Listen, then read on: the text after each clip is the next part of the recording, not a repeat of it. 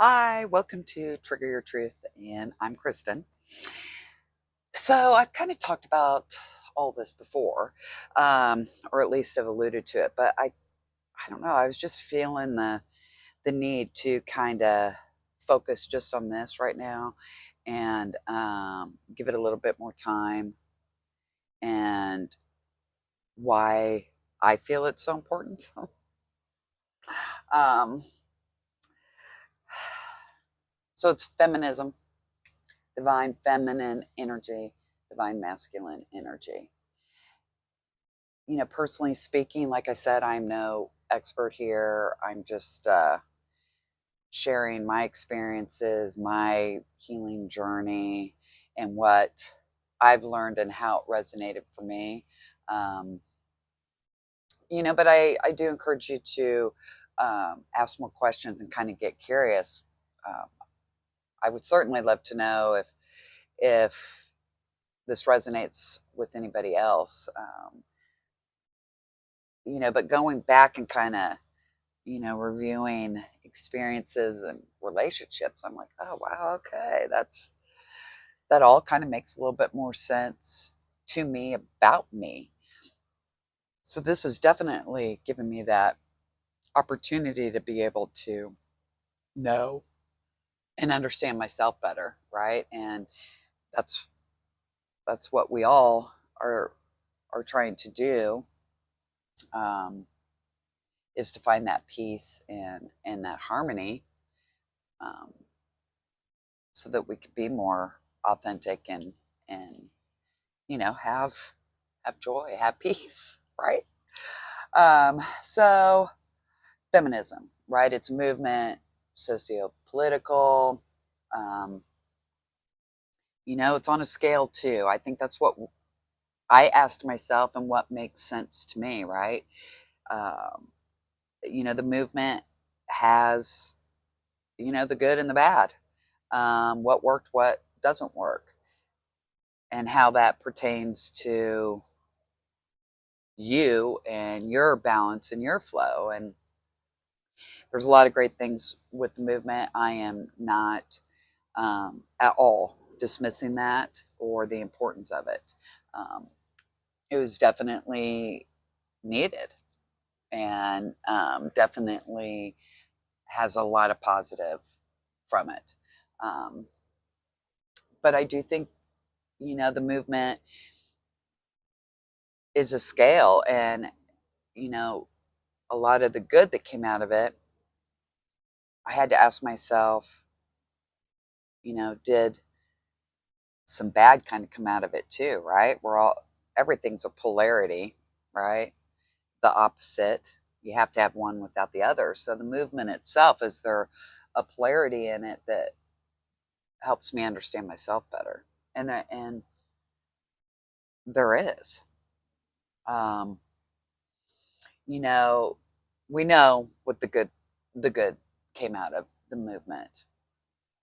But the movement really also had a lot of teachings out there, especially for my age, and especially during that time that I was growing up, whether it was from the parents or the teachers, or um, what noise was on the TV, or uh, the economic climate and political climate of the world and the country, and of course community and friends. All of that plays into shaping who we are, right? And we all know that the brain stores more unconscious, subconscious stuff than it does conscious. We're only using 10% of it, so they say. So, what, is back in there that imprinted throughout my life growing up, that helped shape how I reacted to relationships and experiences this whole time.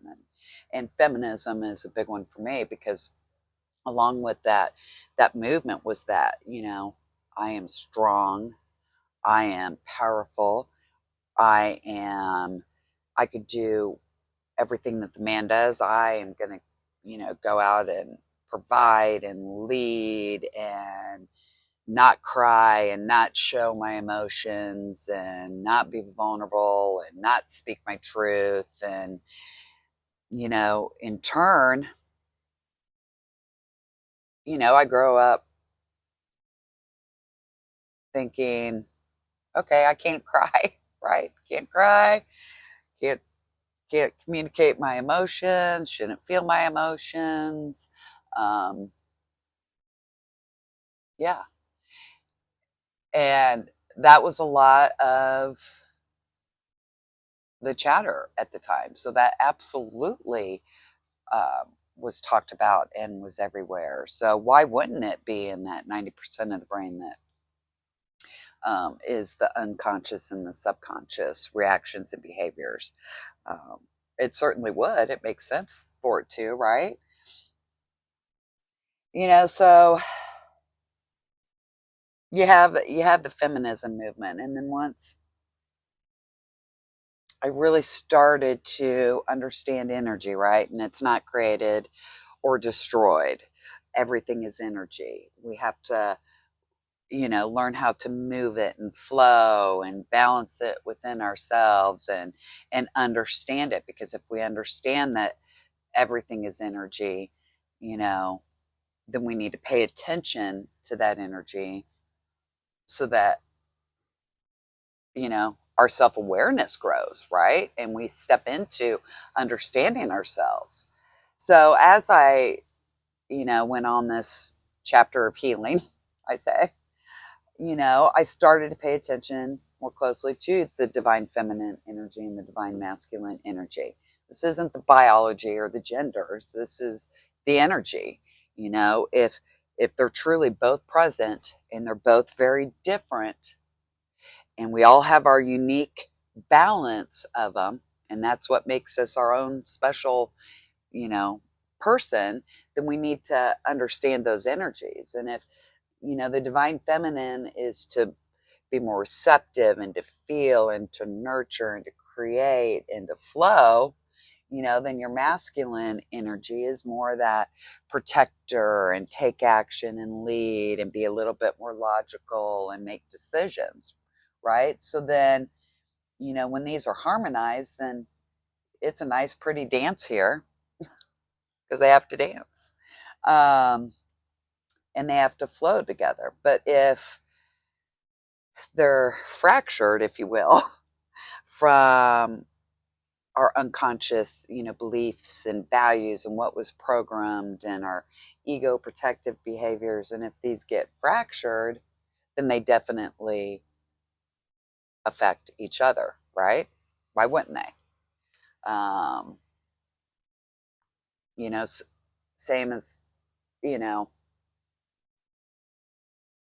just life and, you know, being hypersensitive or hyper focused, kind of that same principle there, right? If one's, not balanced and not empowered as it should be, then the other one's probably a little bit more hyper focused and hyper going. So it would make sense to pay attention to our energies and to balance those and to understand them. And if you tie it into, you know, planets and astrology, my kids always laugh at me. Your divine feminine is your moon and water emotions, right? And your sun is action, decide, logic.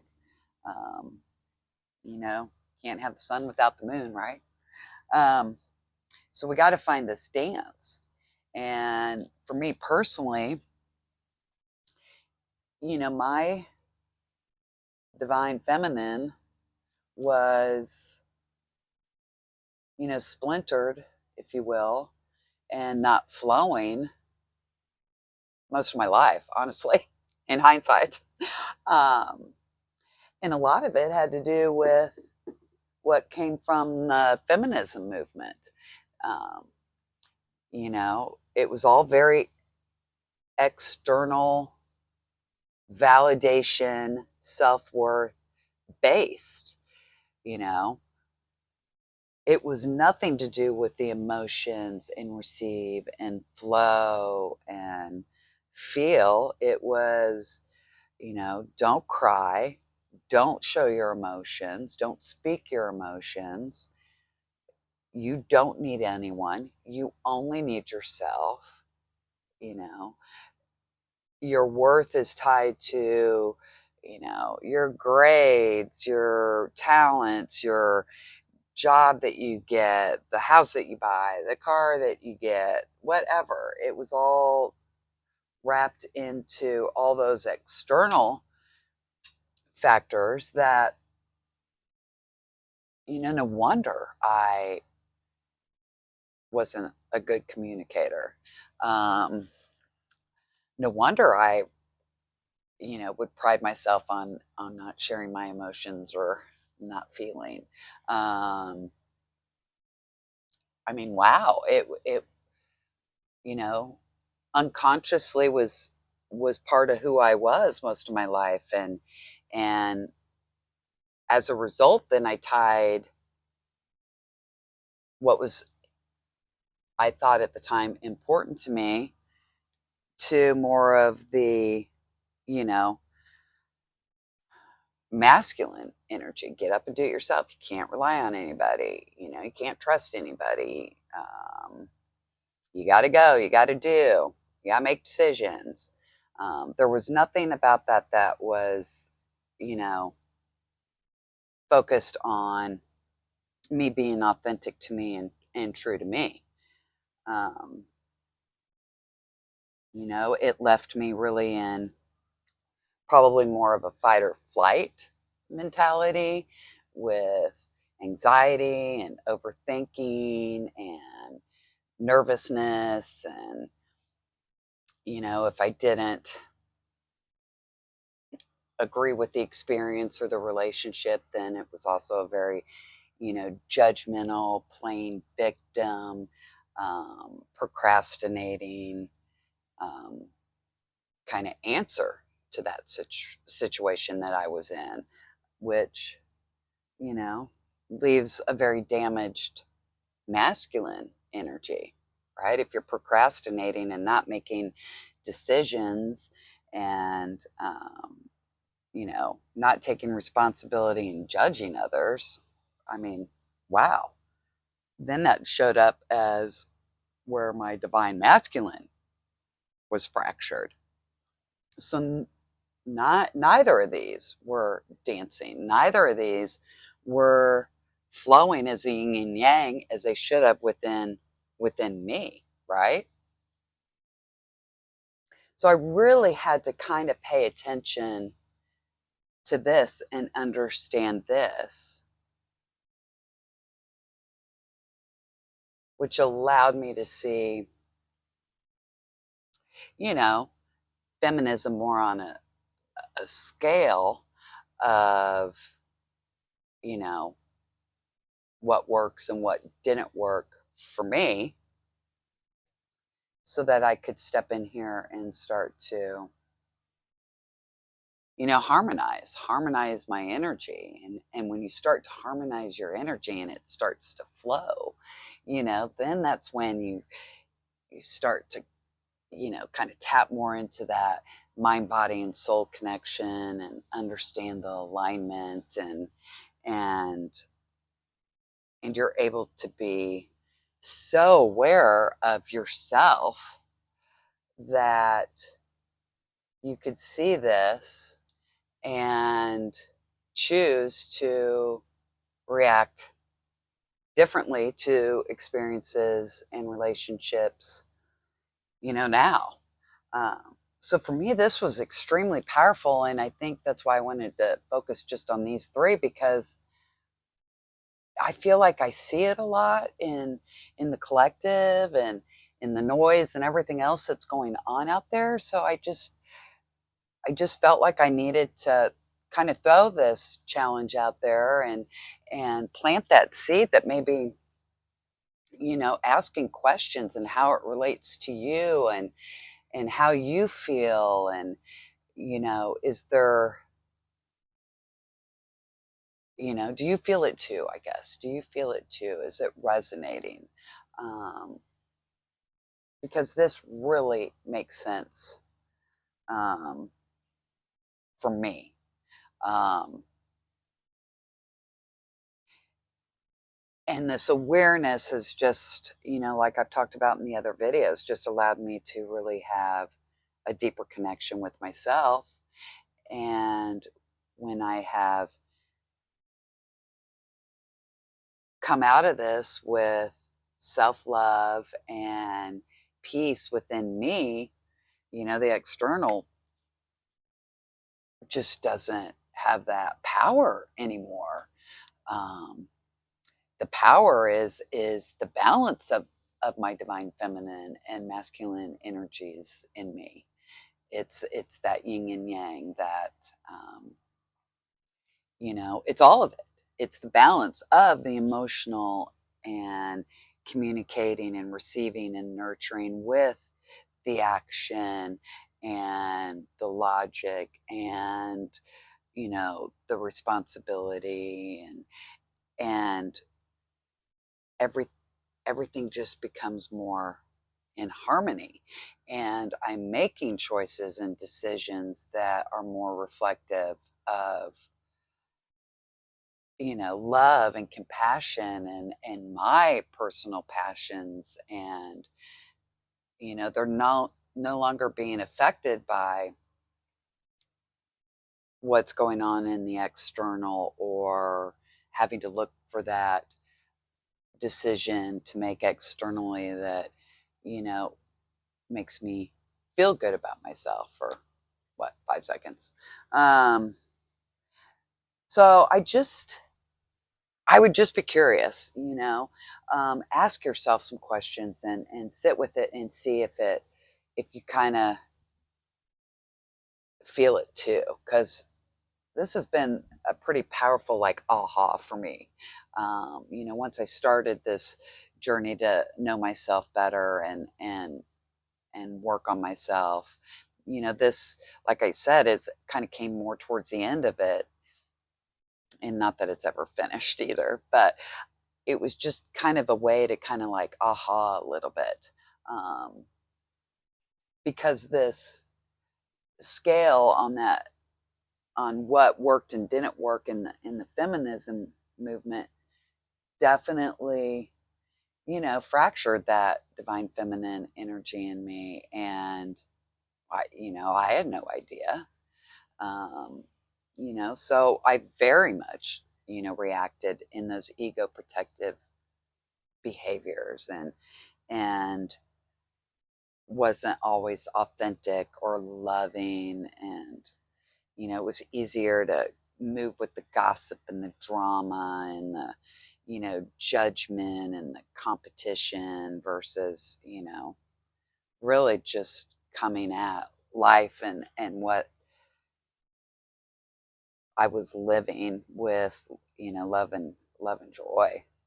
um, and what's so interesting is as I've played around with all this, I had to go back and understand it. So, of course, it's, my age, that's how you were raised. Of course, it came down from the parents and school, and that's what was on the news. And, that's what you were taught and learned. And it was in the community and friends and the world and the society. I mean, it was everywhere. So it just kept reinforcing that imprint, right? And it was deeper and deeper in my, subconscious imprint. And what's interesting is being really honest with myself and raw, right? Remember, I'm no expert, I'm just sharing my story. um, I can now look back at how I raised my kids when they were little, and I think, oh well, we're crying out loud. There it is, I can remember, well, you have to get an A, and it's always about straight A's because you have to be successful, and you have to go, um, you know, to work and get a high powered job, and you're, you know, gonna have to buy this car, and you need to play every sport, and you need to be the best at the sport, and there was no regard there to emotions, feelings, encouraging them to talk about it, communicate. It was I was placing it all very on the external again, that it's the external validation that makes you love yourself and makes you successful. I totally blew right through, the divine feminine, that it's okay to fall down and cry. It's okay to ask for help. It's okay to be vulnerable. It's okay to show your emotion. Um, I did the same thing. Really, I was teaching them to not be aware of that, um, and therefore fracturing, right, their flow and their energy dance between the divine feminine and the divine masculine.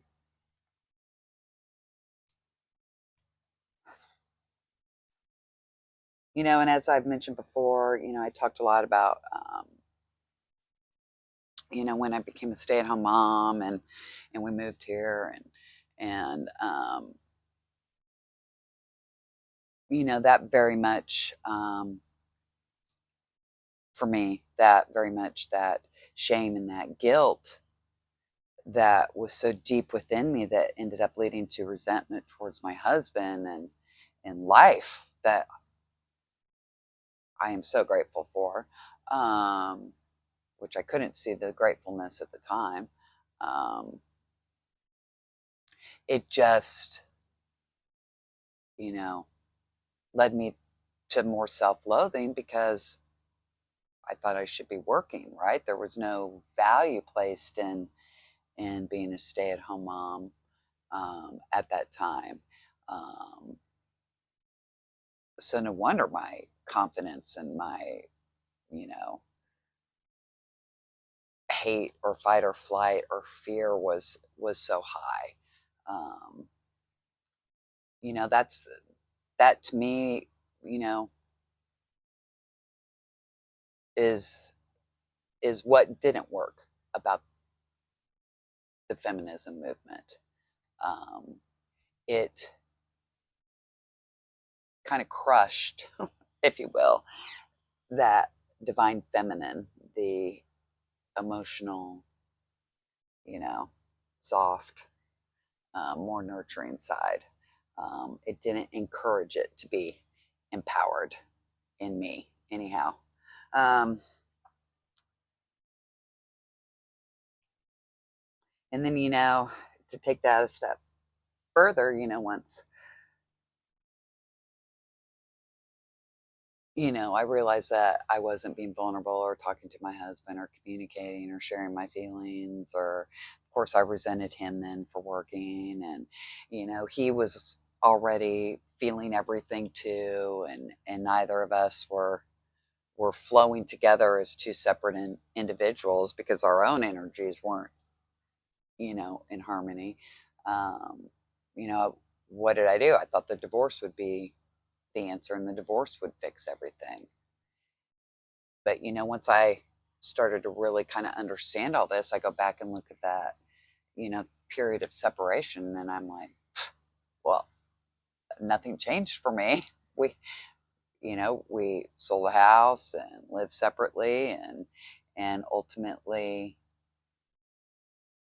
there was nothing within me that changed. I had put it all into the basket of I make this decision to divorce and make changes, you know externally, and that'll fix it.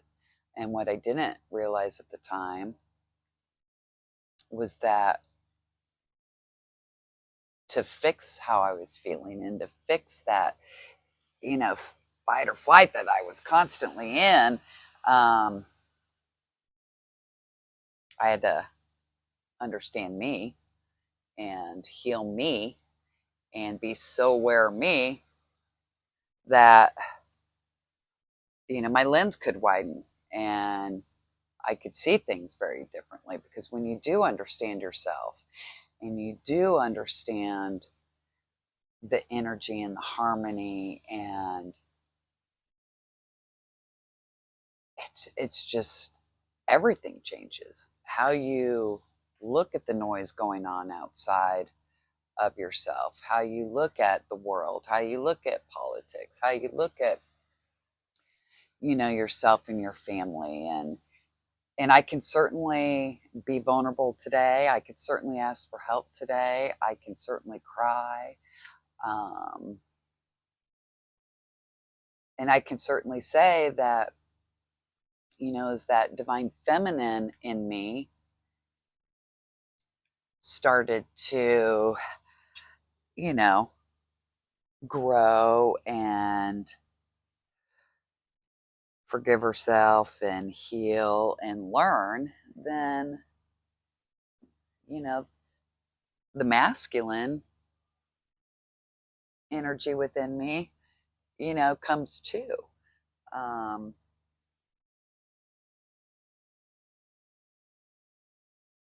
I am not angry at the world or life. I'm not competitive. I'm not judgmental. I can make a decision that is logical and emotional and balances with my beliefs and my heart.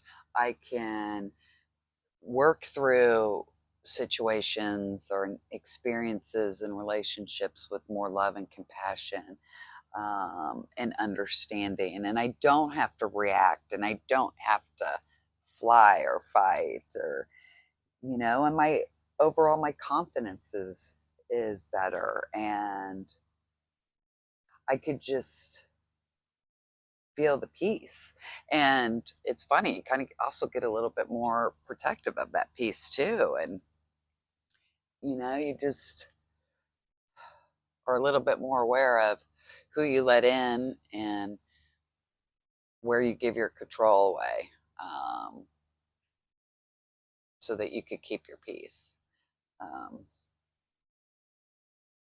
so I just kind of wanted to come on and I tried to be really quick because I know sometimes I'm too long, but I just kind of wanted to come on and put those three together, and why that was, such a big piece of my learning experience of me and what made me tick, you know, in the past, and how I protected myself, what ego behaviors I used to today. And I can honestly tell you that, I definitely, um, don't react the way I used to. Um, I am able to sit. I'm not perfect by any means, and I am able to hear and, move with love and compassion versus, being so quick to judge and be competitive and all that. So, balancing the energy and being aware of it and understanding what your harmony is specific to you really is so impactful then that everything, um, you know responds in a more positive way, um, with your relationships, in your experiences, and how you feel and how you sleep, and has really, um, gotten me to a point where that anxiety and fear and overthinking is just, it's not there. So even with all the shit going on out there right now, it's just not there. Um, so yeah, I encourage you to ask yourself some questions and see if this resonates, and if you were, if you feel like you were impacted somehow with this. I would be curious. Yeah,